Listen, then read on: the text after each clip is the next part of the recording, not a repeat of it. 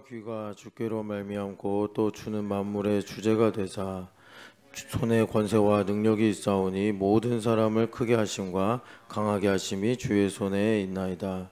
우리 하나님이여 이제 우리가 주께 감사하오며 주의 영화로운 이름을 찬양하나이다. 나와 내 백성이 무엇이기에 이처럼 즐거운 마음으로 드릴 힘이 있었나이까. 모든 것이 주께로 말미암았사오니 우리가 주의 손에서 받은 것으로 주께 드렸을 뿐이니이다. 우리는 우리 조상들과 같이 주님 앞에서 이방 나그네와 거류민들이라. 세상에 있는 날이 그림자 같아서 희망이 없나이다. 우리 하나님 여호와여 우리가 주의 거룩한 이름을 위하여 성전을 건축하려고 미리 저축한 이 모든 물건이 다 주의 손에서 왔사오니 다 주의 것이니이다. 아멘. 걔는 누구예요? 예성이가 그렇게 안겨있을 리가 없는데. 아, 시온이. 우리 찬현이가 나왔네. 야, 찬현아, 네가 우리 교회에서 이제 준학이랑 더불어 형 아니냐, 그지? 그러니까 이제 뜻을 정해서 이제 엄마랑 매일 새벽 예배 나와. 그래. 그럴 때가 됐어. 이세미도 나왔네. 축복합니다. 이세미도 이름이 이세미인데 이름값 해야지. 새벽에 항상 이 샘물처럼 예배 나오고. 성원이도 웬만하면 데리고 나와요. 기도로 나온 아이들인데 왜 이렇게 비리비리 해가지고 새벽 예배 나와야지 힘을 얻지. 맨날. 자, 오늘 12절부터 읽었는데 사실은 여러분 11절부터 이제 다윗의 신앙 고백이 나오는데 계속 이 11절 다시 11절부터 시작하면 또 이 하나님의 이 속성 이 부분이 또 깊어지니까 12절부터 그냥 이제 우리가 보는 거예요. 그래서 12절을 보면 그 마지막에 보면 모든 사람을 크게 하심과 강하게 하심이 주의 손에 있나이다. 이렇게 이제 말씀하시는데 어제 이제 마지막 말미에 여기 다윗이 손을 많이 강조하고 있다. 하나님께서 우리처럼 신체 부위를 가지고 계신 건 아닌데 하나님의 얼굴도 있고 눈도 있으시고 귀도 있으시고 손도 있으시고 발도 있으시고 성경에서 그렇게 말씀하죠. 그건 이제 하나님의 하시는 어떤 사역을 우리한테 이해하기 쉽게 말씀하려고 신학적으로는 신인 동형론적 표현이다 그렇게 말을 해요. 하나님 실제로 손이 있거나 팔이 있거나 이러지 않으세요. 성경에 또 이런 것도 있습니다. 하나님 진노하셨다, 후회하셨다 그러는데 그것도 신인 동형론적인 표현이에요. 하나님은 자비로우시고 완전하신 분이기 때문에 사람처럼 화를 내시고 진노하시고 그런 게 아니라 하나님 진노하셨다. 이거는 우리가 그만큼 하나님의 은혜로부터 멀어졌다. 이거를 가리키는 겁니다. 그러니까 하나님으로부터 멀어지면 당연히 이제 진노 가운데 있듯이 재앙과 고통이 이제 우리 가운데 있게 되는 겁니다. 그래 여기 보니까 하나님의 손에 뭐가 있냐? 이 손은 그러니까 이 섭리를 가리키는 겁니다. 하나님께서 우리에게 역사하실 때 다스리신다 그러잖아요. 크게 두 가지를 우리가 가리키는데 경륜과 섭리다. 경륜이라는 것은 영어 성경 보면 어드미니스트레이션이다 이렇게 이제 말을 하는데 그러니까 하나님께서 이제 구속 역사라는 큰 강물을 흘러가게 하시는데 이제 그 가운데 하나님께서 하시는 일들 경륜이다. 그래서 우리 교회로 말하면 하나님의 경륜이 뭐냐 그러면 이제 우리 교회는 로컬 처치니까 캠퍼스를 하나님께서 부흥하게 하길 원하시고 또 오늘 기도한 대로 일본의 부흥을 또 우리에게 보여주시고 또 우리가 한반도에 있으니까 북한을 우리가 남몰라라 할 수 없죠. 북한의 영혼들 구원하기 원하시고 재건하기 원하신다. 이게 이제 하나님의 경륜입니다. 성경의 예시로 보자면 아브라함한테 400년 뒤에 너와 너의 후손에게 이 땅을 주겠다 하신 게 이제 하나님의 경륜입니다. 섭리가 있는데 섭리는 좀 경륜보다 세밀한 것이다. 그러니까 오늘 나의 삶에 하나님께서 베푸시는 섭리. 그래서 우리가 하나님의 섭리 가운데 있으려면 경륜에는 편승이 된다. 이제 이렇게 우리가 보통 말을 하고, 그리고 섭리는 우리가 주님의 음성을 들어야 돼요. 그래서 여러분 그 다스릴 섭자를 보면은 되게 재밌는 게 손수가 있고 귀이가 세 개예요. 그러니까는 하나님의 다스림 가운데 있으려면 잘 들어야 된다. 교회가 돼서 성령이 교회를 통해 하시는 말씀을 잘 들어야 된다. 이렇게 우리가 섭리를 이해하면 좋습니다. 그러니까 오늘 나에게 하나님께서 베푸시는 섭리가 뭐냐? 이걸 우리가 알아야 돼요. 그래서 섭리와 반대되는 게 이제 내 생각, 내 뜻입니다. 난 이걸 하고 싶은데, 근데 내 뜻대로 안 되면 주님의 섭리는 무엇일까? 이걸 이제 우리가 발견해야 되는데, 우리는 보통 이제 내 뜻대로 안 되면 정죄를 받죠. 정죄를 받는다는 게 화가 나고 속상하고 실패감이 들고 뭐 이런 겁니다. 그래서 이 하나님의 다스리심, 은혜의 지배를 우리가 경륜과 섭리다 이렇게 이제 말을 하는데, 여기 소는 섭리를 가리킵니다. 그래서 하나님의 섭리가 뭐냐 봤더니 하나님께서 그 주권을 가지고 사람을 크게 하시기도 하고 강하게도 하신다. 이렇게 이제 다윗이 말씀하고 있는 거예요. 여기 보면은 하나님에 대한 특별한 표현이 있는데 만물의 주제가 되사 이렇게 말씀하죠. 그러니까 우리가 이제 하나님을 기뻐하고 즐거워해야 된다. 하나님을 기뻐하는 것이 너희의 힘이다. 이렇게 우리가 성경 말씀에서도 보고 또 고백도 하는데, 일단 12절까지 오려면 11절이 우리 가운데 이루어져야 됩니다. 그러니까 11절에 보니 하나님은 위대하시고 권능이 있으시고 영광과 승리와 위엄이 다 하나님께 있습니다. 그러니까 하나님의 속성을 이렇게 고백하는 거다라고도 할 수 있는데, 그러니까 이런 사실들을 우리가 믿는다면 하나님을 정말 기뻐하고 즐거워하는 거예요. 그러니까 우리는 항상 어제도 시작하면서 말씀드렸는데 우리는 영적인 사람이다. 세상 말로 세상에서 우리를 신앙인이라고 부른단 말이에요. 쟤네들은 신앙을 갖고 있는 사람들이야. 신앙인이라고 부른단 말이에요. 그러니까 영적인 사람들이라서 영적이다라는 게 뭐냐면 기도 안 하면 그만큼 내가 어둠이 그 기도의 빈자리를 차지한다. 세상 사람들은 기도를 안 해도 다 새까만 데 있기 때문에 뭐 더 밝아지고 더 어두워지고 하는 게 없는데 신주의 자매가 이제 하나님께 믿음을 선물로 받았어요. 그걸 우리가 흔히 다루기 쉽게 케파라고 합니다. 케파. 그러니까 이제 믿음이 능력이라고 성경에서 말씀하잖아요. 그래서 그런 것들을 이제 케파다 이렇게 말을 하는데, 신주의 자매가 요만한 믿음을 받았단 말이에요. 그러면 이걸 선물로 받은 것이기 때문에 신주의 자매가 항상 이것을 성령 하나님으로 충만해서 채우고 살아야 된단 말이에요. 충만하게 채우고 살아야 되는데 신주의 자매가 새벽 예배를 안 해. 그래서 충만하지 않고 뭐 요만큼만 채우고 살아요, 그냥. 근데 여러분 되게 이제 대부분은 다 채워져 있다고 봐야 되잖아요. 이렇게 되면 그러면 이제 수학적으로 생각하면은 다수가 성령 하나님으로 채워진 상태니까 별 문제가 없어야 되잖아요. 그런데 믿음의 성숙이 크면 클수록 이 작은 부위가 전체를, 그게 겨자씨 비유나 여러분 누룩 비유 아시죠? 영적인 게 그래요. 자, 오랜만에 저기 누구냐 유란 자매도 나왔는데, 유란 자매가 그냥 성령 충만해요. 평소에 그냥 막 교회 오는 거 좋아하고 교회에서 밥도 먹고, 근데 믿음이 성숙해요. 그래가지고 그냥 뭐 운전하다가 약간 좀 속상한 일이 있어서 걱정을 조금 했어. 여기 점 하나가 생겼어. 이게 일파만파로 가는 게 믿음의 성숙한 사람의 특징이에요. 자, 유란 자매가 요만큼 믿음을 가지고 있다고 합시다. 예. 자, 유란 자매가 믿음을 요만큼 가지고 있어요. 아까 전에 그걸 좀 축소한 거예요.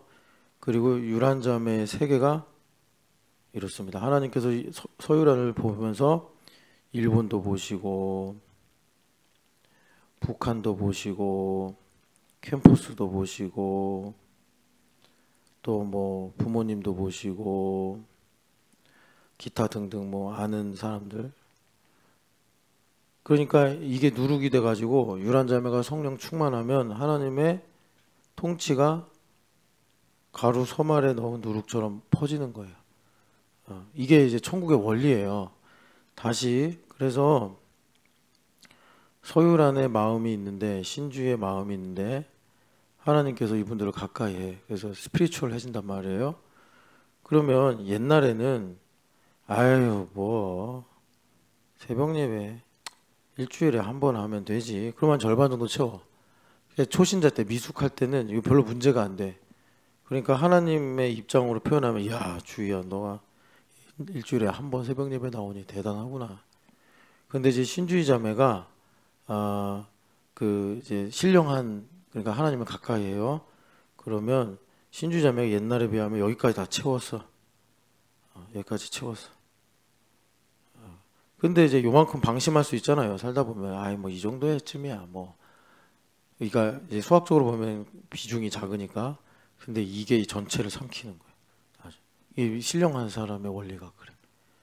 그래서 여러분 우리가 하나님을 가까이 하면 가까이 할수록 항상 이런 이제 삶의 본질이 있다는 걸 알고 그리고서 우리가 그러니까 이제 성령 충만하면 성령 하나님께서 어떻게 하십니까?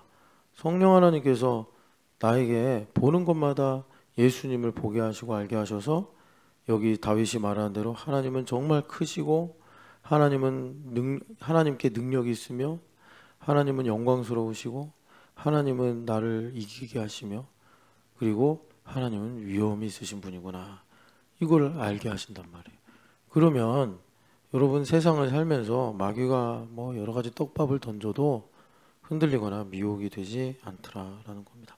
다시 그래서 12절로 오면은 이제 여기 다윗 왕이 모든 사람을 크게 하심과 강하게 하심이 주의 손에 있나이다. 그러니까 이제 하나님의 섭리를 발견하는데 여러분 되게 중요한 게 있어요. 잊어버리면 안 되는데 우리가 사실 이제 하나님 영광스러운 분이라는 걸 잘 몰라요. 잘 인정을 안 해요. 그리고 그러니까 하나님이 영광스러우시다는 건 뭐냐? 하나님께서 영광스러우시다는 것은 하나님은 이사야서의 말씀대로 자기의 영광만을 위해서 일을 하십니다. 그래서 하나님께서 온 천하에 선포하신 게 뭐냐면 나는 내 영광을 다른 우상에게 다른 신에게 주지 않겠다 하신 거예요. 그게 우리에게 복이에요. 하나님께서 뭐 우리가 이제 합리적으로 생각한다 뭐 하면서 아니 다른 신에게도 영광을 줄 수 있는 거 아닙니까? 뭐 이런 식으로 이제 생각한다 합시다. 우리한테는 엄청난 재앙이에요. 그게 여러분들이 아직 이게 무슨 말인지 모르면 좀 열심히 좀 배우세요. 제가 여러분 이렇게 형식화, 고착화 되는 걸 싫어해서 자 화요일에는 무슨 반, 수요일에는 무슨 반 이런 식으로 안 하잖아요. 그러니까 지금 제가 여러분들에게 여러분 하나님은 하나님 자기만의 영광을 위하여 일을 하십니다. 그게 이게 이기적이야 이렇게 느껴지면 그 무식해서 그런 거예요. 그 사람이 나쁘거나 뭐 악해서가 아니라 그건 무식한 거거든요. 그럼 성경을 통해서 영광이 뭔지 알아야 되는 거예요. 영광이 그러니까 뭔지 모르고 느낌적으로만 알기 때문에 이제 찬양할 때 영광을 느끼긴 하는데 하나님의 영광을 위해 살자. 그럼 뭔 소리인지 몰라요. 자기가 성공하게 되는 것이나 아니면 자기가 기분이 좋아지는 걸로 하고 생각한단 말이에요. 그래서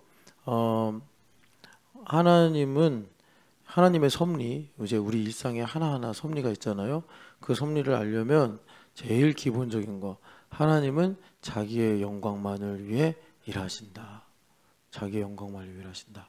그런데 하나님께서 우리에게 영광을 주시기도 하잖아요. 그 뭐겠어요? 그 말인즉슨 우리가 하나님의 영광을 위해 살게 하신다.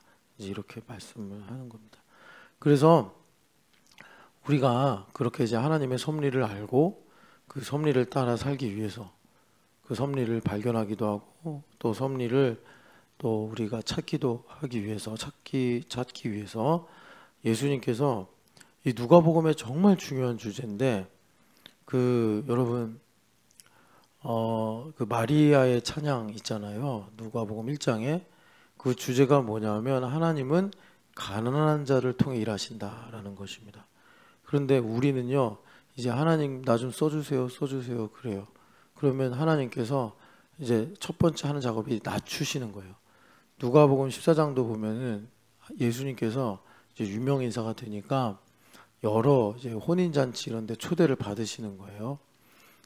그러면 이제 항상 거기에 상석, 하석 뭐 이런 게 있단 말이에요. 예수님께서 그런 모든 모양들을 보시면서 가르치기 쉬우니까 야, 너희들은 항상 이 말석에 앉아야 된다. 상석에 앉으려고 해봐라. 저 보지, 저 사람 지가 상석에 앉았다가 지금 주인이 와서 좀 내려가시죠. 얼마나 망신스럽냐. 야, 명예가 뭐냐. 너희들이 말석에 앉았는데 주인이 와서 여기 계시면 어떡합니까? 좀 위로 가십시오. 유대인들은 그런 게 좀 분명했어요. 명예와 수치 이런 게 있어가지고. 그럼 얼마나 영광스럽겠냐. 내가 무슨 말 하는지 알지. 하나님 나라 가면 무조건 말석에 앉아. 그래서 주님께서 하신 말씀이 자기를 낮추는 자는 높아지리라. 이 누가복음엔 특별히 이런 말씀이 상당히 많아요. 주님께서 계속 이런 말씀, 우리가 한번 통으로 읽어보면 잊어버릴만 하면 또 말씀하시고 잊어버릴만 하면 또 말씀하시고 그래요. 그런데 누가복음의 서론격인 마리아 이야기에서도 예수님은 그러시는 거예요. 이제 마리아가 고백하는 건데 비천한 여종을 돌아보셨습니다. 그러면서 하나님은 가난한 자를 쓰신다. 그러니까 하나님 나를 써주십시오, 써주십시오. 우리가 기도했어요. 그럼 이제 하나님 어떻게 얘기했어요? 나를 낮춰야 돼. 낮추려고 그러면 이제 뭐 목에 힘주고 내가 언제 이렇게 해달라고 그랬냐고 막 이렇게 용쓰고 그런단 말이에요. 우리가 복음을 제대로 알고 가야 된다고. 그래서 누굽니까? 마리아 선생님이 그러잖아요. 여종의 비천함을 돌보셨습니다. 왜 그러냐면 하나님 어떻게 일을 하시죠? 말씀하시고 이루시는 거예요. 그럼 우리는 중간에서 뭘 해야 되죠? 할 게 사실 없어요. 여러분 천지창조하는데 우리가 뭐 할 게 있어요? 나무 하나를 심을 수 있어요. 뭐 또랑 하나 팔 수 있겠어요. 다 하나님 말씀을 하시는 거지. 그럼 우리는 어떻게 해야 돼요? 하나님 말씀하신 걸 이루어진 사실로 믿고 아멘 해야 돼. 아니요, 예 중에 오직 예만 있느니라. 그래야 된단 말이에요. 그런데 여기 이제 마리아가 그 복을 받았잖아요. 나는 주의 여종이오니 말씀대로 이루어지이다. 그랬단 말이에요. 근데 놀라운 거는 그러니까 마리아가 어떻게 그런 정말 놀라운 신앙 고백을 어린 나이에 할 수 있었나. 그래서 그 사촌 언니인 엘리사벳이 주의 말씀대로 이루어지다 믿는 여인은 복이 있도다 하면서 교회됨의 복을 주는 선포하는 거야. 교회됨. 그 이제 말씀대로 이루어지다라고 믿은 여인 그게 교회됨의 복이에요. 우리가 교회가 되면 교회됨을 들으면 무슨 복을 받아요? 말씀대로 이루어지다. 그러니까 말씀대로 이루어지다는 건 뭐냐면 이제 섭리의 과정으로 보면 전지현 집사님이 오늘 뭘 하기로 허우성 집사님하고 약속을 했는데 허 집사님이 약속을 못 지켰어요. 뭐 일부러든 우연이든 실수로든 못 지켰어. 그럴 때 당연히 이제 허 집사님이 원망스럽고 그럴 수 있겠지만 하나님의 섭리로 보면은 아니어도 얘가 되지 해가지고 그것에 대해서 아멘 한단 말이에요. 그런 것이 교회됨의 복이란 말이에요. 왜? 나는 허우성을 믿고 사는 게 아니라 예수님을 믿고 사니까. 예수님은 아니오든 예든 틀릴 리가 없으신 분이거든요. 그걸 이제 성령 하나님께서 인치신다는 거예요. 그래서 교회됨의 복은 예수님과 머리와 몸으로 연결돼서 우리가 뭐든지 다 아멘이 되고 이루어진 사실로 그 예승자매가 와서 말한 것처럼 믿는 게 바라는 것의 실상이라면서요. 아니 우리 교회 뒷조사를 했나. 근데 왜 이상하게 믿고 사세요? 우리한테 그 얘기를 그렇게 참 고상하게 뭐 물론 자기가 무슨 얘기 한지도 모르고 얘기했는지도 몰라요. 혹시 자기는 그냥 통일만 갖고만 얘기했는데 주님께서 그런 식으로 우리에게 도전하시는 거예요. 왜 당신이 지금 가난하다고 걱정하십니까? 아니 믿음이 바라는 것들이 실상이라면서요. 왜 가난하다고 걱정하고 가난하다고 상처받고 왜 가난하다고 왜 두려워합니까? 당신의 실상은 뭡니까? 예승자매가 그러고 간 거예요. 어머나 세상에. 정신 차려야지. 내가 지금 가난하다고, 내가 지금 병에 걸렸다고, 내가 지금 뭐 스트레스 받는다고 그러면 되겠냐고. 찬현아, 너는 공부를 잘해 못해? 잘한다고. 최고로 잘한다고. 알겠어요? 그러니까 오늘도 열심히 공부해야지. 그래요. 유연이 자전거 연습하고 있어? 그래요. 훌륭하네. 나는 이미 사이클 선수다. 생각하고 열심히 자전거 배우기를 바랍니다. 근데 여기 보면은 야 누구지? 지난주 수요일에 다 자전거 다 뗐어. 얘 지금 이제 이세미 언니도 토요일 날 아빠한테 특훈만 받으면 이제 막 두발 자전거 쌩쌩 달릴 거야. 어떡하려고 그래? 자전거 열심히 배워요? 다음에 라이딩 가야지. 자, 그래서 하나님은요 가난한 자를 통해 일하십니다. 그게 마리아의 찬양, 한나 아주마의 찬양에 있는 하나님 섭리의 비밀이에요. 왜 그러냐면 이게 또 하나의 뭐 통증이라고 할 수 있는데, 여러분 가난하다는 게 꼭 물질만이 아닙니다. 마태복음에서는 그걸 이제 심령이 가난하다 이렇게 말씀하셨는데, 안 그러면 이루어진 사실로 말씀을 안 믿어요. 안 믿어요. 인간이 그래요. 참 그래요. 전보미 집사님이 우리 교회 오기 전에 대구에 살면서 한번 이제 김진춘 목사님하고, 그때는 이제 김진춘 형제였지, 와가지고 인사를 하러 왔어요. 근데 이제 김진춘 형제는 뭔가 이 가정을 위해서 새로운 출구가 필요하다 하는 마음으로 이제 나를 만나러 온 거예요. 제가 뭐 결혼 주례도 했고 막 이래가지고, 그래서 우리 교회 와가지고 2층 옛날에 목양실 있을 때 와서 얘기하는데, 담비가 오줌 마려 하니까 진춘 형제가 그 당시 화장실 갔어요. 멀쩡히 가만히 아무 말 없이 가만히 맨날 그 멀뚱한 얼굴 있잖아요. 저게 웃는 건가 화가 난 건가 알 수 없는 멀뚱한 얼굴로 힘이 큰 보배를 이렇게 안고, 얘는 몇 개월이야? 100일도 안 됐대. 근데 왜 이렇게 커? 보배가 너무 컸어요. 너무 커요. 자이언트 베이비. 100일 정도 됐나 싶었는데 그때 100일 안 됐다는. 네, 너무 돌 지난 애 같이 너무. 지금 걔 누구지? 미나보다 훨씬 컸어요. 미나는 진짜 조그만 거고 걔는 진짜 보면 그런 애를 안고 있으면서 갑자기 오열을 하면서 공동체만 있으면 살겠어요. 그래야지 하나님 말씀이 아멘이 돼요.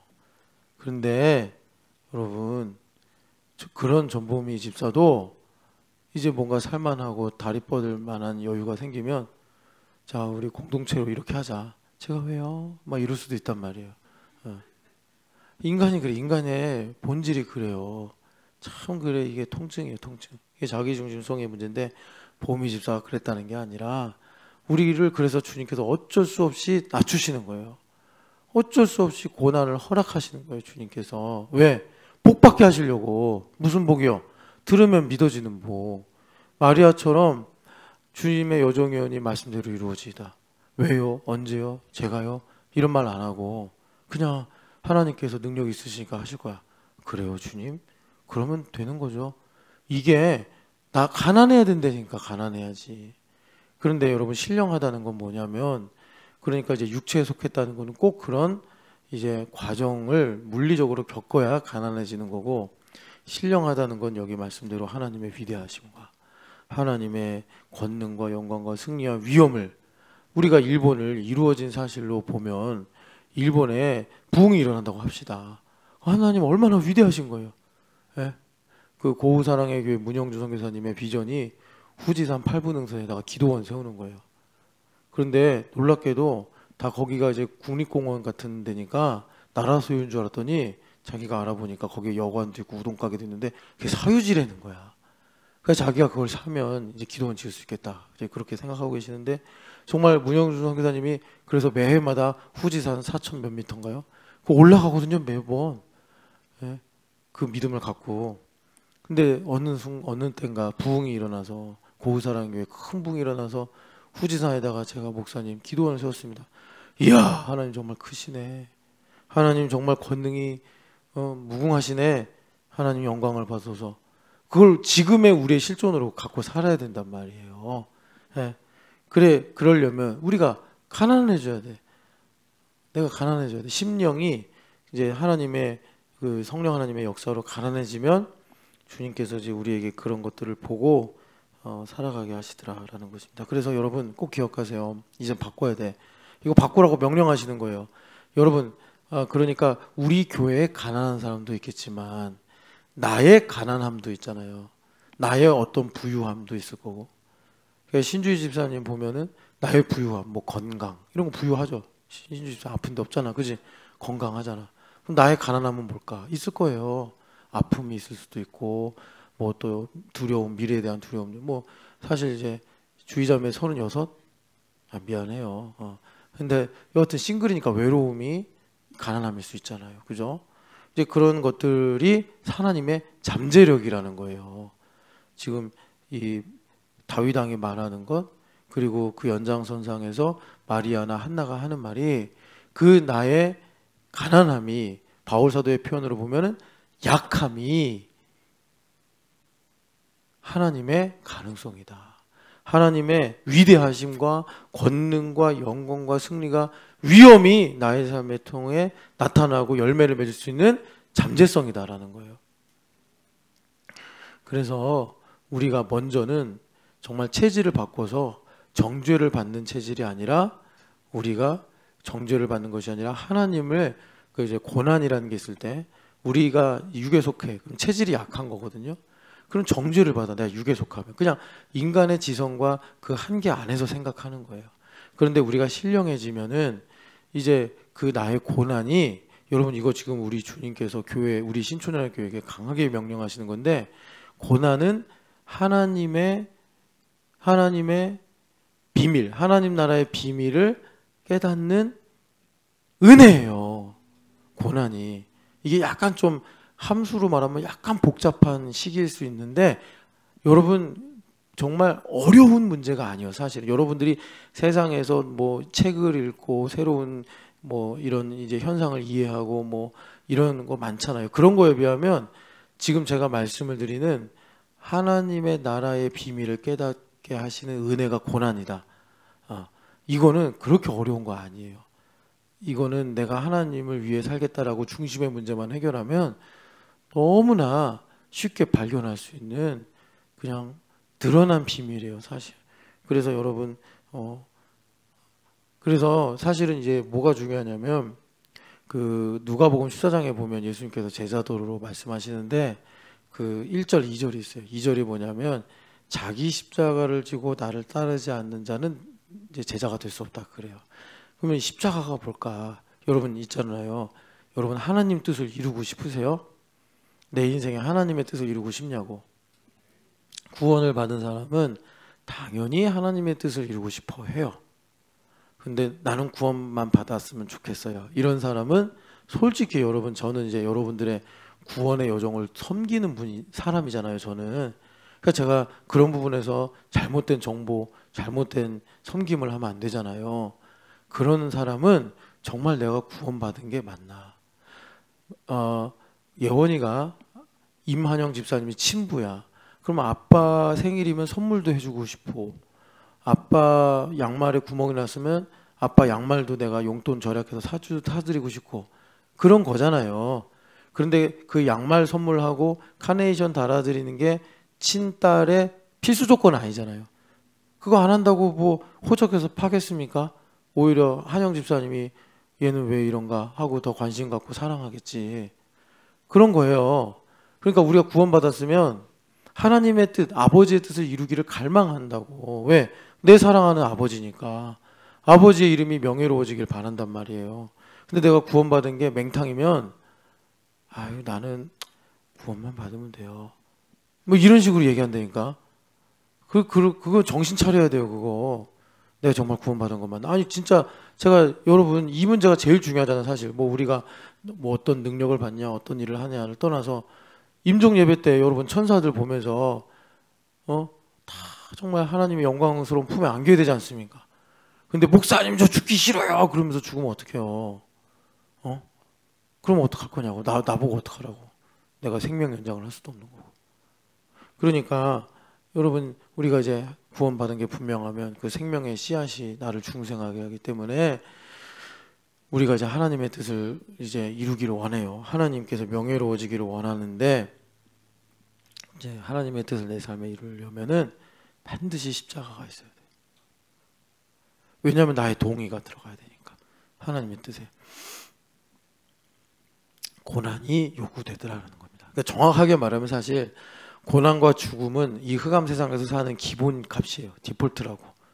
고난 없이 사는 사람이 어디 있어요? 아직까지 그런 나이브한 생각을 살고 가지고 있으면 어떡해. 고난 다 있어요. 다 상대적이라 크고 작게 보일 뿐이지 다 아픔이 있고 다 힘들어요. 근데 예수님께서 그 고난을 대신 십자가에서 가져가셨기 때문에 나의 고난을 하나님 나라가 이루어지는 하나님의 모략으로 바꿔버리신 거예요. 그래서 우리는 좀 이상한 사람들인 게 고난 받는 걸 원하진 않아. 그런데 고난을 기뻐해. 좀 이상하죠. 여러분 딱 고난 주세요 그렇게 기도하시는 분 없잖아요. 그런데 고난이 와도 그것 때문에 우리가 실망하거나 낙심하지 않아. 두려워하지 않아. 왜? 이거는 하나님의 나라가 나에게 임하여 하나님의 뜻이 이루어지는 하나님의 디바인 컨시피러스이기 때문에. 그러니까 우리는 고난을 두려워하지 않아. 그렇다고 우리가 고난을 좋아합니까? 우리가 메조키스트처럼 막 고난을 좋아해요? 하나님 더 고난 주세요. 막 그래요? 그 이상한 사람인 거예요. 그건. 고난 안 주셔도 됩니다. 이제 그런 기도는 해도 되는데 그래도 고난을 주시면 주님 예수님 가신 길 따라가게 하시니 감사합니다. 그리고 찬양하고 가는 거예요. 그래서 여러분 하나님께서 우리의 가난함, 우리의 약함을 통해 일하신다. 그래서 우리가 체질을 바꿔야 된다. 체질을 바꾼다는 것은 나를 위해 살면 계속 정죄받아. 나를 위해 살면 체질을 바꿔서 고린도후서 5장 이하 그 5장 1절 이하를 쭉 읽어보세요. 체질 변화가 되면 어떻게 돼요? 자기를 위해 살지 않게 하시고 나를 위하여 죽고 부활하신 예수님을 위해 살게 하시더라. 여러분 그 체질로 바뀌시기를 축복합니다. 그래서 그 13절을 이제 보면 우리 하나님이여 이제 우리가 주께 감사하며 주의 영화로운 이름을 찬양하나이다. 여러분 그래서 우리가 체질을 바꾸면 여러분 여기서 벗어나야 돼요. 그러니까 하나님이 왜 이렇게 새벽을 중요하게 여기시느냐. 우리는요 이게 이제 세상에 길들여져 있기 때문에 감사할 만한 일이 생겨야 돼. 뭐 얼마 전에 우리 서현이가 새벽이슬 서현이가 미수상을 받았잖아요. 그러니까 그걸로 감사하다고 박효진 자매가 막 이제 자랑하고 하나님께 영광 돌린 거예요. 사실 그거 갖고서 아이고 뭐 이게 별거 되겠어 하고 그냥 우리랑 공유를 안 해. 그럼 자기가 영광 취한 거야. 당연하지. 자기 딸이 상 받았으니까. 그런데 이러한 사소한 것도 참 하나님께서 서연이 축복하시고 사랑하시는구나 해서 하나님께 영광 돌리는 거예요. 이 이방인 한 명 외에는 나에게 그 인사하러 온 사람이 없냐. 예수님 하신 것처럼 우리는 그 이방인이 돼야 된다고. 예수님께 영광 돌리러 오는 이방인. 그래서 우리가 그렇게 하나님과 공유하는 거예요. 여러분 혹시 이제 뭐 여러분들 어디 좋은데 여행 갈 수도 있잖아요. 그러면 뭐 일거수일투족 우리 이거 먹었어요. 우리 여기서 재밌게 놀아요. 올릴 필요는 없지만 참 우리가 여기 여행 왔습니다. 여러분들도 이렇게 함께 기뻐하면 좋겠습니다. 그게 하나님께 영광 돌리는 거예요. 그런데 그런 거 모르겠어요. 이제 그냥 MG 방식으로 생각하면 뭐 그런 것까지 올려. 내 개인적인 뭐 이야기인데 이제 그렇게 하면 참 하나님하고 그만큼 이제 사회적 거리가 하나님하고는 절대 사회적 거리를 만들면 안 돼. 절대 사회적 거리를 만들면 안 돼. 그게 이제 우리에게도 좀 익숙해가지고 우리도 은연중에 영의 세계에서도 사회적 거리를 만들려고 하는데 여러분 그러면 안 돼요. 근데 여기 보면은 그러니까 우리가 이제 정말 하나님을 영화롭게 하고 감사해야 될 게 뭐냐면 좋은 일이 있어서 하나님께 감사하는 게 아니라 감사하면 좋은 일이 생긴다라는 믿음으로 가야 돼요. 이게 지금 다윗 왕이 우리에게 전해주는 내용이 그거예요.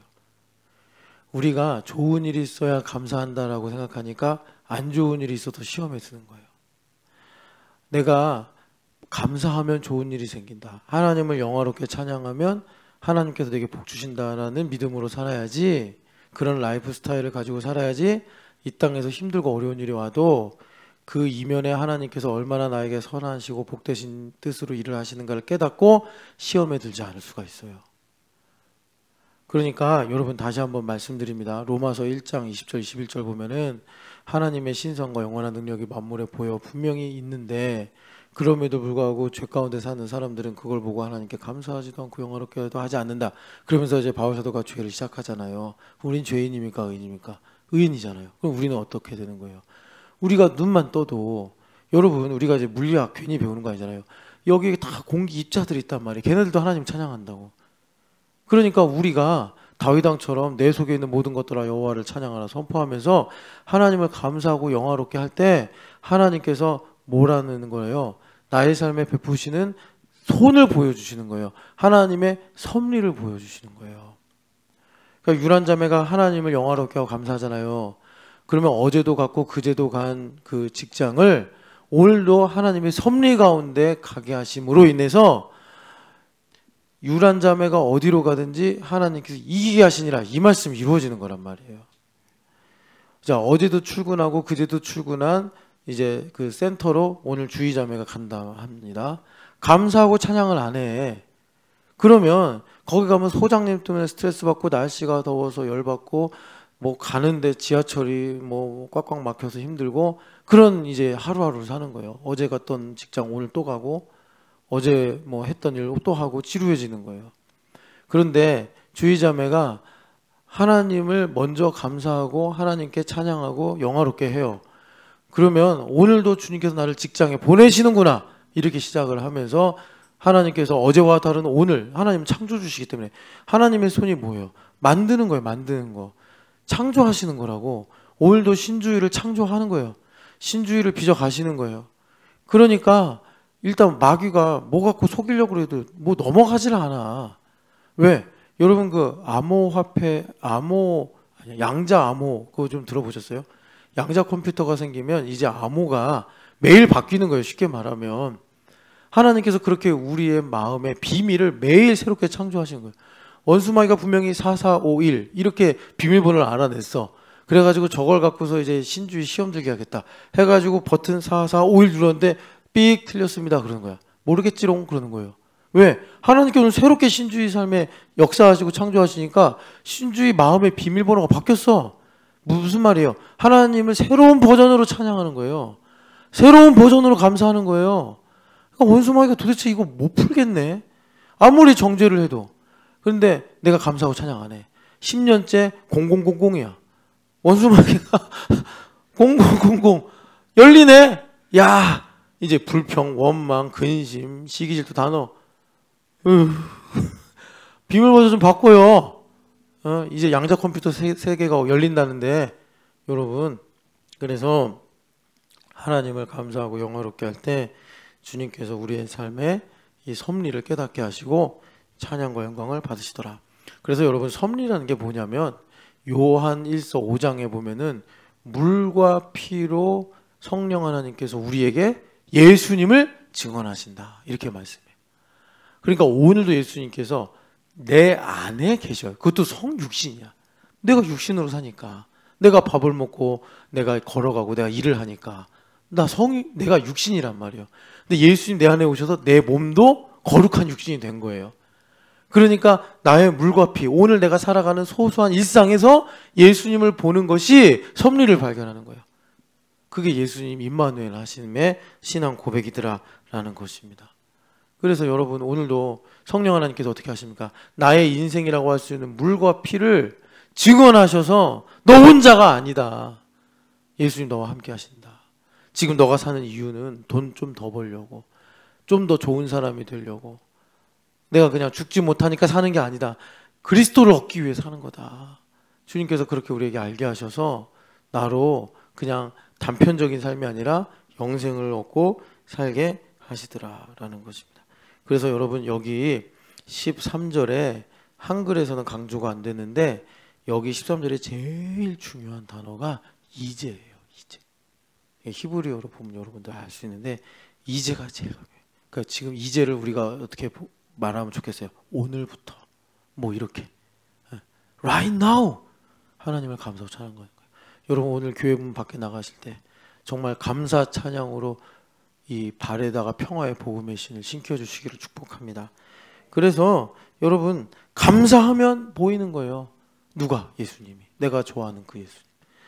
내가 이 순간에 여러분 그냥 뭘 갖고 찬양해야 되나 황망하면 그냥 시편 그 105편인가요? 104편인가요? 내 속에 있는 것들아 다 찬양하라. 그래서 우리 교회 내과 의사가 있는 거예요. 내 속에 있는 것들 뭔지 물어봐요. 내 속에 뭐가 있습니까? 아, 이런 게 있습니다. 저런 게 있습니다. 그러면 그냥 그거 갖고 찬양해. 췌장아 찬양해라. 뭐 간장아 찬양해라. 콩파사 찬양하라. 혈관들아 찬양하라. 뉴런들아 찬양하라. 막 이렇게 여러분 막 선포해요. 예, 그러면 예수님 보인다고. 내 뉴런 안에 계신 예수님, 내 콩팥 안에 계신 예수님, 내 마음의 안에 계신 예수님. 여러분 그렇게 하나님을 감사 찬양하는 것으로 오늘 지금을 시작하시기를 축복합니다. 나의 이제는 감사와 영광입니다. 나의 이제는 하나님을 영화롭게 하고 감사하는 거예요. 자, 그래서 14절. 자, 여기 보면은 또 주의 손 얘기가 나오는데 주의 손에서 받은 것으로 주님께 드렸을 뿐입니다. 이렇게 이제 말씀을 해요. 여기서 이제 중요한 것이 뭐냐면 14절에 나와 내 백성이 무엇이기에, 이제 원어를 보면은 나는 무엇이며 나의 백성은 무엇이기에, 이렇게 다윗 왕이 말을 해요. 여러분 이 말씀이 뭐와 같은 거냐면 베드로 사도가 게네사렛 호숫가에서 예수님을 생애적으로 만나서 뭐라 그러죠? 나는 죄인입니다. 나를 떠나십시오. 그거랑 똑같아요. 너무 복된 고백이에요. 나는 무엇이기에. 그러니까 정말 내가 누굽니까? 라는 어떤 뭐라 그럴까? 그런 질문이 아니잖아요. 나는 누굴까? 나는 이름이 뭘까? 나는 그런 게 아니라 하나님의 은혜 앞에 서니까 내가 뭐라고 주님. 이런 표현이잖아요.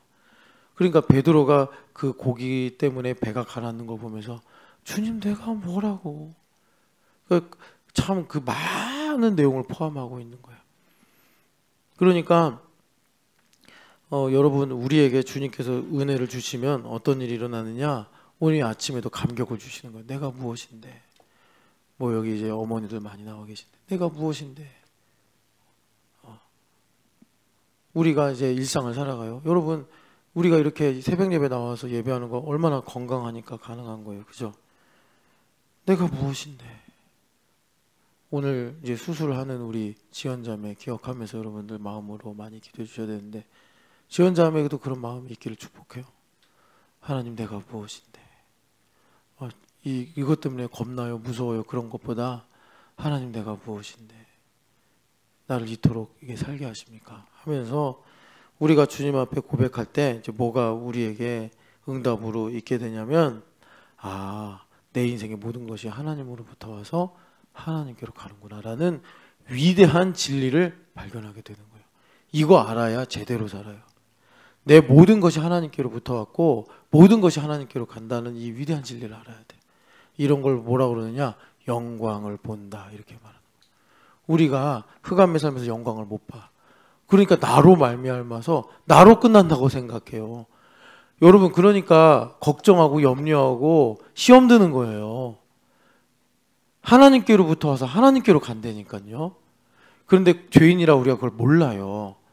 죄인이라 몰라요. 우리가 이제 죽어서, 만약에 내 인생이 여기 알파와 오메가가 있는데 죽어서 이제 비행기에서 보듯이 이렇게 보면 여기로 와서 여기로 가는 거였구나, 이렇게 이제 볼 수 있을지 몰라. 근데 그때 뭐 알아봐요? 뭐 할 거예요? 다시 땅으로 내려올 수 있어요? 못 내려와. 그러니까 우리가 인생을 살면서 하나님의 은혜를 극심히 받으면 진짜 이 손 하나 움직이는 것도 신비롭다고. 내 머리털 하나도 주님께서 세심받을 만큼 이렇게 사랑하시고 지키신다고. 그 하나님의 섭리를 말씀하실 때, 야, 참새 한 마리도 한 아사리온에 팔리는데 그것도 하나님 허락하셔야 되는 거야. 그 하나님의 섭리를 주님께서 말씀하시면서 머리카락까지 하나님 세심받았어. 하나님의 섭리가 그렇게 섬세하단 말이에요. 우리가 그런 하나님의 은혜를 깨달으면 내가 무엇이고 한데, 이런 이제 고백이 나오는 거예요. 그렇게 될 때 하나님께서 우리에게 열어주시는 게 뭐냐면, 모든 것이 다 하나님께로부터 와서 하나님께로 돌아가는구나. 이 놀라운 하나님의 뭐라고 그래야 되나, 이 일하심을 우리가 보는 거예요. 정말 하나님이 살아계신 하나님으로 나에게 믿어지는 거예요. 교회 다닌다고 하나님 믿는 게 아니란 말이에요. 교회를 다니면서 나의 인생이 하나님께로부터 온 거구나. 여러분들 인생에 우리가 보통 그러잖아요. 나의 지난 일이 주마등 같이 스쳐 지나갑니다. 그런 일들이 다 하나님께로부터 와서 하나님께로 가는 것을 우리가 하나님의 영광을 보면서 깨닫고 알게 되더라. 모르는 것도 믿음으로 알게 되는 거예요. 그래서 로마서 11장 보면은 바울 사도가 내가 왜 이방인의 사도가 되었는가. 참 바울 사도 인생에 너무나 중요한 스토리잖아요. 그런데 그 비밀을 25절에 너희도 이 비밀을 알기를 바란다. 그 신비라고 번역했죠. 형제들아 25절 보면 스스로 너희가 지혜 있다 하면서 지혜 있다 하면 어떻게 된다는 거예요? 이 신비를 모른다. 그러니까 어떻게 된다는 거예요? 너희가 낮아지면 높아지리라 하신 대로 하나님 전화하는 게 없습니다. 저는 늘 배워야 됩니다. 그러면 주님께서 이 신비를 알게 하시는데 그 신비가 뭐냐? 36절 보니까 같이 읽어보겠습니다. 이는 만물이 주에게서 나오고 주로 말미암고 주에게로 돌아갑니다. 그에게 영광이 세세에 있을지어다. 아멘. 이렇게 말씀하시는 거예요. 그러니까는 바울 사도가 이방인의 사도가 된 연유에 여러 가지가 있겠지만 핵심은 뭐예요? 아, 나의 인생이 주님께로부터 왔구나. 내가 핍박자요, 폭행자요, 살인자로 산 것도 주님께로부터 온 것이구나. 그거예요. 근데 이거를 여러분 율법주의자가 어떻게 깨닫겠어요? 그럼 뭐라고 하겠어요? 너 지금 네가 옛날에 잘못한 거 정당화하는 거 아니야? 막 이런 식으로 추궁한다고. 그러니까 바울 사도가 그런 사람들하고 대화가 안 되니까 내가 너희들에게 진작에 신령한 자와 같이 얘기를 해야 될 때가 왔음에도 불구하고 어린아이 같이 대하고 있다. 이런 이제 말씀을 하시는 거예요. 그래서 여러분 우리가 이제 그렇게 하나님의 은혜를 경험하게 되면 하나님께서 나의 인생의 모든 것이 주님께로부터 왔구나. 나의 인생의 고난도 주님께로 와서 그 영광, 그 고난 속에 감추어진 하나님 나라의 비밀을 내가 깨달아 살아갈 때 하나님의 그 계획 가운데 있는 영광이 하나님께로 돌아가더라. 주님께서 우리에게 말씀하시는 거예요. 그것을 다윗 왕이 뭐라고 그래요? 하나님 손에서 나와서 하나님 손으로 돌아갑니다. 이렇게 말씀하는 거예요. 그래서 하나님께서 우리에게 주님의 손으로 우리를 이제 만드시고 우리를 붙들어 주시는 것입니다. 자, 그래서 이제 우리가 이제 마지막으로 이 말씀을 드리면 그러면 여러분 이거예요. 하나님께로부터 와서 하나님께로 가는 이 놀라운 일을 우리가 어떻게 할 수 있겠냐고. 우리 같은 맹꽁이가. 그래서 하나님께서 알게 하신 그 방법, 하나님의 축복이 뭐냐면 그 위에 35절 같이 읽어보겠습니다. 누가 주께 먼저 드려서 갚으심을 받겠느냐. 이 말씀은 뭐냐면 하나님은 예물을 받으실 필요가 없다는 얘기예요. 왜? 아까도 우리가 그 역대상에서 봤지만 하나님 거래 다. 그러니까 우리가 이런 거예요. 아버지한테 용돈 받아서 아버지한테 선물 드리는 거예요. 다 아버지 거야. 네. 그러니까는 산술적으로 생각하면 아버지가 너 뭐 하냐? 이러신다고. 근데 우리 아버지는 또 그렇지 않죠. 아버지들은 또 기뻐하잖아요. 너 기특하다. 너가 이렇게 아빠를 사랑한 거야. 근데 아빠 호주머니에서 나와서 아빠 호주머니로 들어가는 건데 그렇게 아버지들은 좋아한단 말이야. 하나님 아버지도 마찬가지야. 다 하나님 손으로 준 건데 괘씸한 녀석들은 뭐냐면 그걸 이제 자기 거라고 주장하는 거죠. 그래서 스트레스 받고 뭐 또 왜 가져가냐고 그러고 뭐 얼마를 해야 되냐고 그러고 이게 참 원숭이 같은 거예요. 조삼모사 같이. 그러니까 여러분 우리가 예물을 왜 드리는지를 알아야 돼. 교회만큼 예물을 강조하는 데가 없잖아요. 그죠? 근데 예물을 왜 드리라고 하나님께서 이렇게 많이 말씀하시냐면 예물을 드릴 때마다 성령 하나님께서 믿음으로 인치셔서 나의 인생 또한 예물이다. 하나님께로부터 와서 하나님께로 돌아간다라는 인생의 이치와 진리를 가르쳐 주시려고 예물을 불편하게 받으시는 거예요. 아버지가 내가 돈을 어떻게 관리해야 되며 그리고 돈을 어떻게 써야 되는지를 가르쳐 주시려고 일부러 불편하게 용돈 얼마 줄까? 용돈 주고 또 용돈 어떻게 쓰는지 살펴보고 그렇게 수고를 하듯이 우리 하나님께서 우리 눈높이에서 예물이라는 걸 가지고 인생이라는 게 하나님의 역사가 어떠한지를 그리고 또 더 나아가서 나를 향한 하나님의 이 신비로운 비밀을 깨닫게 하시려고 예물을 드리라는 거예요. 예금은 세금 내는 게 아니란 말이에요. 어떤 정신 나간 사람이 모세가 함무라비 법전에서 뺏겨가지고 그렇게 11조나 예물 제도를 만든 거라는 이상한 진짜 미친 소리지. 그게 뭐 예수님 믿고 제정신으로 하는 말이에요. 그래가지고 뭐 세금이 어떻고 헌금이 어떻고 이딴 얘기하고 있고. 아니 싫으면 하지 말든가. 아니 왜 그렇게 하냐고. 찬현이가 아빠한테 5만 원을 받아서 뭐 이렇게 저축도 하고 맛있는 것도 사 먹고 아버지한테 이제 뭐 말하자면 선물도 드리고 그래. 또 어떤 인간이 와가지고 야 니네 아빠가 너한테 왜 용돈 주는 줄 알아? 이걸 통해서 너를 지배하고 너를 뭐 이렇게 다스리고 뭐 너를 이렇게 관리하려고 하는 거야. 너의 헤게모니를 잡아가지고 아버지의 뜻대로 너를 움직이려고 하는 거야. 그 정신 나간 사람이지. 그게 제정신이에요. 그럴 수도 있겠구나. 아버지가 나한테 용돈을 줘가지고 나의 사생활을 간섭하고 침해하려고 하는구나. 정신 나간 소리, 정신 나간 소리. 그럴 거면 그냥 헌금하지 말라고.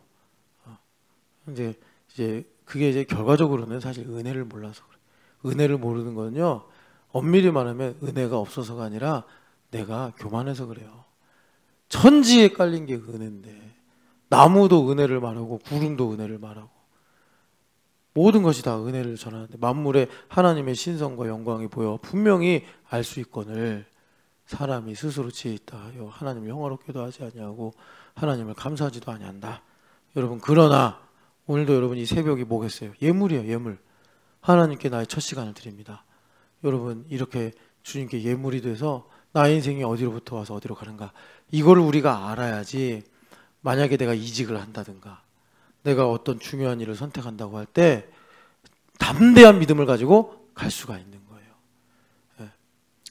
물론 한 번에 다 알고 가는 건 아니에요. 바울 사도도 이방인의 사도로서 자신의 마음을 굳힌 데까지 한참 걸렸어요. 아마 내 생각에 고린도 교회쯤 가서 아마 확실하게 되지 않았을까 이런 생각이 드는데, 여러분 그 복된 여정을 밟아가시면서 오늘도 예수님을 여러분들의 인생의 여정 속에서 발견하시고 또 따라가시는 예물된 인생 되시기를 축복합니다. 그래서 결론은 여러분 말씀드리기를, 그래서 물질을 다스리셔야 된다 이거예요. 물질도 그래요. 우리도 하나님으로부터 와서 하나님께로 돌아가지만 물질 얘네들도 하나님께로부터 와서 하나님께로 돌아가야 되는데, 물질은 혼자 갈 수가 없어. 누가 필요한 거예요? 하나님의 아들들이 필요한 거예요.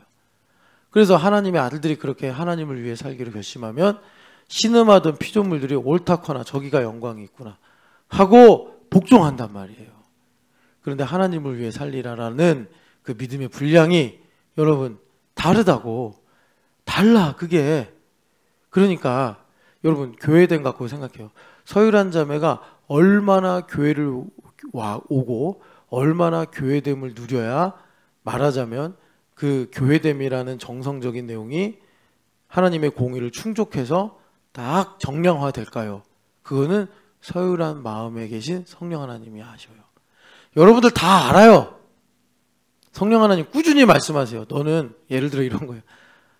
그날 그걸 말씀하실 수도 있고, 너는 그냥 교회에서 맨날 저녁 먹어. 그걸 못 들으세요? 그 쉬운 말을. 그러니까 이거는 또 이제 케바케니까 여러분들 또 기회가 되면 나누고, 여러분 마음을 넓히시고 성령 하나님의 음성을 들을 때 성령 하나님께서 우리에게 자유롭게 역사하십니다. 그래서 사실 밥하기 싫어서 교회 저녁 먹으러 온 사람도 있어요. 밥하기 싫어서. 그것도 성령 하나님의 음성이에요. 교회됨을 채우시려고. 그러니까 그 사람에게 복은 뭐예요? 밥하기를 싫어하는 게으름.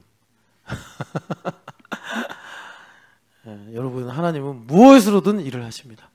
여러분, 그렇게 물질을 다스리시는 놀라운 은혜가 있기를 축복합니다.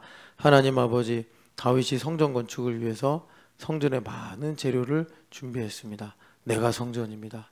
하나님 아버지, 나의 인생의 주님께서 인생을 살아가도록 하나님 물질에 영향력을 주십니다. 하나님, 이러한 모든 이치를 알기 위해서 다윗의 신앙 고백을 우리가 여러 날 걸쳐 들었습니다.